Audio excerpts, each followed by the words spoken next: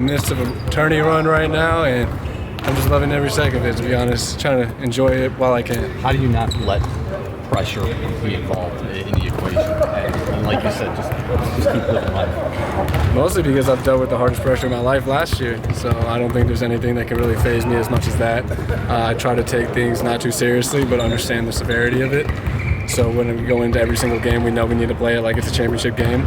But, you got to be calm, cool, and collected during a lot of situations, and we're really happy our team did what we did down the stretch last game. Given everything that you've been through in your career, is it easy to find that balance of being serious but not too serious, taking it seriously but not taking it too serious? Definitely, because here at Notre Dame we have so many different personalities that you kind of absorb off of everybody. You get a little bit of this, a little bit of that. You get some of Dane's calmness and lack of talking, and then you get TJ's exuberant everything.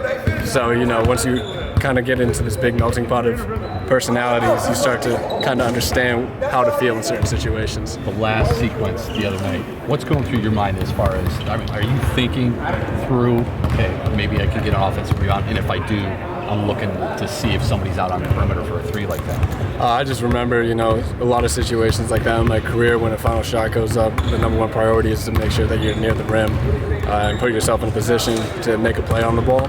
And I was able to box them out and get a pretty wide open offensive rebound. When I came down with it, I had the decision whether to shoot it or figure out who else to get it to. And I'm pretty sure, I remember hearing, I think Nate called it. Did he call for it? I think he called for it because I just remember hearing ball, and then instinctively I just turned around and, when you see a shooter with his hands ready, it's like an exciting thing for a guy who likes to pass.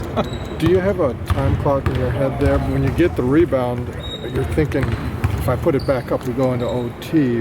What were you going through? It actually felt like a very long time when I got the rebound, because I knew when Mooney went in and shot his little jump hook, he shot around 6-5 seconds. So when I got the rebound, I knew I had time to make a decision. I didn't have to do something right away.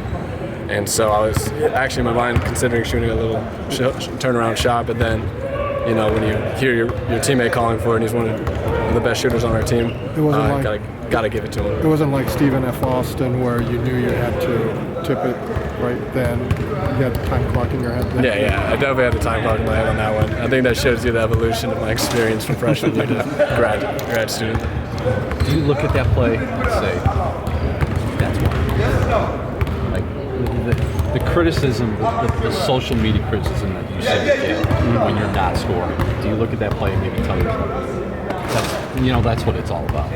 Yeah, basically, there's a lot of criticism around that, but, it was nice that a play like that was in that situation, but I feel like I try to make those plays every minute of the game. So realistically, I'm just going to play my game.